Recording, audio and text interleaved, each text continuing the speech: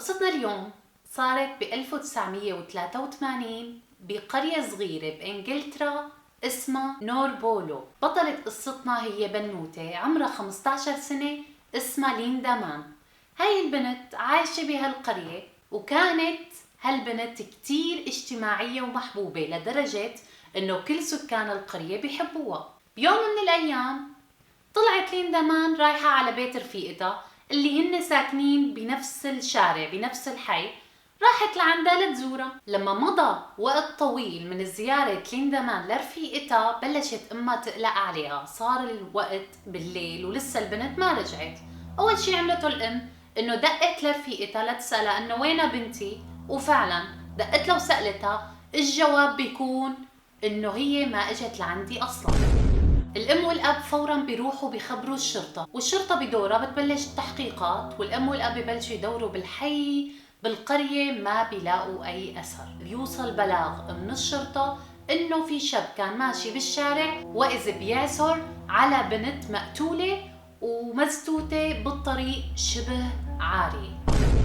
بيقولوا لهم الشرطه للاهل تعوا ممكن تكون بنتكم، تعوا تعرفوا شوفوا اذا بنتكم او لا. اول شي لاحظوا المحققين انه اللي عامل هالعمله مو تارك اي دليل وراه بمسرح الجريمه، فقرروا يجيبوا الطبيب الشرعي. الطبيب الشرعي بدوره بيقول للشرطه انه البنت تم الاعتداء عليها قبل ما تنقتل. تاني شغلة قال الطبيب الشرعي انه هي البنت مقتولة خنق. بهاللحظة كانوا اهلها لليندا مان واصلين على المستشفى، شافوا الميتة وتأكدوا انها بنتهم. هون الشرطة لما عرفت من الطبيب الشرعي انه هي البنت اللي قاتلها عامل معها اشياء قبل ما يقتلها، وشافت كمية دم على جسمها مو طبيعي، هذا دليل على انه صار عراك بينها وبين اللي عم يحاول يعتدي عليها، قررت انه تاخذ دم منها ودم من الدم اللي على جسمها وتقارنهم اذا نفس الدم اللي هو دمها او لا. وفعلا بعد المقارنة اكتشفوا انه بعض الدم اللي على جسمها مش دمها، دم حدا تاني. فقرروا الشرطة انه يحللوا هذا الدم، واذ بيكتشفوا انه هذا الدم من فصيلة A، وفصيلة A نسبتها بالقرية الصغيرة اللي عايشة فيها ليندا مان 10% بس من السكان. بلشوا المحققين يجيبوا كل شخص من فصيلة A بالقرية ويحققوا معه، بس للأسف ما استفادوا شيء من هالمعلومة. ملاحظة أحد المحققين لاحظ إنه الجريمة صارت قريبة من مصحة عقلي، مستشفى مجانين.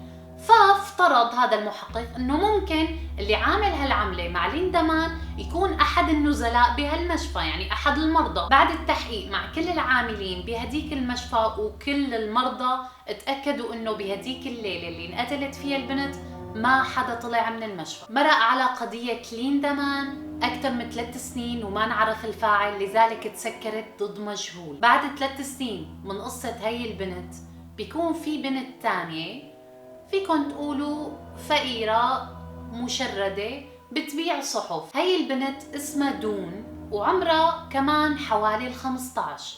بيوم من الأيام وهي راجعة من شغلها قررت انه ما تروح من الطريق اللي كل العالم بتروح منه، تاخذ طريق فرعي ما حدا بيروح منه كتير، مختصر لبيتها. بس بهديك الليلة دون ما وصلت على بيتها، وتاني يوم كمان الشرطة بتكتشف وجود البنت مقتولة ومرمية بالطريق بنفس الطريقة اللي انقتلت فيها ليندا مان. لذلك الشرطة بتربط الأحداث ببعضها وبتتأكد تأكد قطعي إنه القاتل نفس الشخص. هون المحققين اتأكدوا إنه هن عم يواجهوا قاتل متسلسل، وإذا ما مسكوه بأقرب وقت رح يروح ضحايا أكتر ورح يستمر بهالأفعال ويقتل بنات أكتر وأكتر. أول إجراء اتخذته الشرطة إنه نبهوا كل البنات اللي بالقرية ما يمشوا لحالهم أبداً ولا يروحوا بطرق فرعية ما فيها حدا. بقضية دون اللي كانت كتير بتشبه قضية ليندا، أهلها بلشوا يخافوا إنه نهاية بنتهم تكون نفس نهاية ليندا ونهاية قضيتها نفس نهاية قضية ليندا وما ينعرف الفاعل وتتسجل ضد مجهول. بس الشرطة أكدوا لهم إنه في اختلاف كتير بسيط وهو إن شاء الله اللي رح يقودهم للفاعل، واللي هو انه بقضية دون الناس اللي كانوا بالحي اللي لقوا فيه دون شافوا قبل بيوم في شاب اسمه ريتشارد عم يحاول يحوم ويجول بهالحي، ومثل انه يراقبه ويشوف الناس ايمت بتقعد، ايمت بتطلع، ايمت بتفوت، ايمت بيكون الشارع فاضي. والشرطة اخذت المعلومة ومسكتها كبداية خيط. فاللي اكتشفوه انه ريتشارد هو عامل من العمال اللي بيشتغلوا بالمصح العقلي اللي لقوا جثة ليندا حدا. مسكوه لريتشارد وحبسوه على ذمة التحقيق. بالبداية ريتشارد نكر قطعي انه انا مالي علاقة وشو انا وليش ماني عامل شي، بس مع الوقت ومع استمرار التحقيق معه بلش يتلبك ويتوتر ويبين هالشي على ملامحه وطريقة حكيه وتحركاته، مما خلى الشرطة تشك فيه أكثر. بعد تحقيق دام لساعات طويلة كتير مع ريتشارد والتوتر اللي عيشوه وياه المحققين، اعترف، بس مو اعتراف كامل. ريتشارد اعترف انه قتل دون، بس انكر تماما صلته بليندا وانه هو بيعرفها او انه اصلا قرب عليها. الشرطة ما فيها توجه له تهمة قتل ليندا لانه ما كان في أدلة واضحة ضده مثل اعترافه على قضية دون. لذلك بلشت الشرطة تدور على أي دليل تربط ريتشارد بمقتل ليندا. بهداك الوقت كانت تقنية ال DNA لسه طالعة جديد، ويا دوب العلماء بيطبقوها على معرفة انه هالمولود ابن مين. احد المحققين قرر انه يستخدم هي التقنية الحديثة اللي هن يا دوب بيعرفوا عنها بهالجرائم هي ليعرفوا مين هالقاتل المتسلسل. ففعلا جابوا عينة من الدم اللي على جسم دون والعينة اللي أخدوها من على جسم ليندا إذا بتتذكروا. فجابوا هدول العينتين وقارنوهم ببعض، طلعوا هالعينتين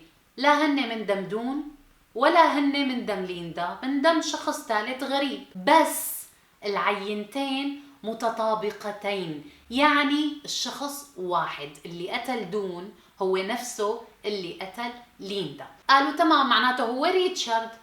جابوا عينة من دم ريتشارد وجابوا عينة من هالعينتين بعد ما دمجوهم وطلعوا لشخص واحد، أخذوا منهم عينة وفعلا عملوا تحليل DNA بين دم ريتشارد ودم هالقاتل المجهول اللي هن عم يدوروا عليه. بس هون الصدمة، العينتين غير متطابقين، يعني اللي قتل دون واللي قتل ليندا هو واحد صح بس مانو ريتشارد. وريتشارد اعترف بقتل دون بسبب الضغط من المحققين، وفيكن تقولوا التعذيب اللي عذبوه اياه، بس هو مو القاتل. بعد ما اكتشفوا انه ريتشارد ما له اي علاقة بالقضية اطلقوا سراحه ورجعوا لنفس الدوامة. مين هذا القاتل اللي بقع الدم اللي لقوها على جسم دون وعلى جسم ليندا وبتطابق مع دمه؟ مين هالقاتل المجهول؟ بعد ما ريتشارد طلع بريء قررت الشرطة تعمل خدعة على اهل القرية وتقول لكل رجالها انه هن مجبورين يروحوا على اقرب مشفى ويعملوا تحليل دم او يعطوا عينة من اللعاب لحتى يعملوا لهم تحليل DNA لأسباب سرية. والشرطة كان باعتقادهم انه بهالطريقة احد رجال القرية رح يطلع دمه متطابق مع الدم اللي نحن لقيناه ورح نعرف مين المجرم. بعد التحليل لكل رجال القرية ما لقوا اي واحد دمه بيتطابق مع العينة اللي لقوها، بس لقوا عينتين من الدم اللي اجوا سكان القرية يقدموه للتحليل متطابقتين. يعني إما في شخص عمل التحليل مرتين أو في شخص سرق من دم شخص تاني وعمل حاله إنه هذا دمي وعمل التحليل بدم حدا غيره. جابوا الملفين تبع هدول الشخصين اللي عملوا هذا التحليل واللي اكتشفوا إنه في شاب اسمه كولين بدال ما يروح يحلل بدمه سرق دم من رفيقه إيان وحطوا على أساس إنه دمه. الشرطة فوراً قبضت على كولين وأخذت عينة من دمه وقارنتها بالعينة اللي هي موجودة عندها للقاتل، وبيطلعوا العينتين متطابقين، يعني كولين هو القاتل الحقيقي. ولولا ال DNA ما كانوا أبداً عرفوا مين اللي قتل هدول البنتين. وهي كانت أول قضية بحلها ال DNA بالعالم كله. إذا حبيتوا القصة حطولي لايك، اشتركوا بالقناة وفعلوا جرس التنبيهات مشان تصلكم كل الإشعارات من قناتي. بحبكم كتير وبشوفكم إن شاء الله بالقصة الجاية. باي.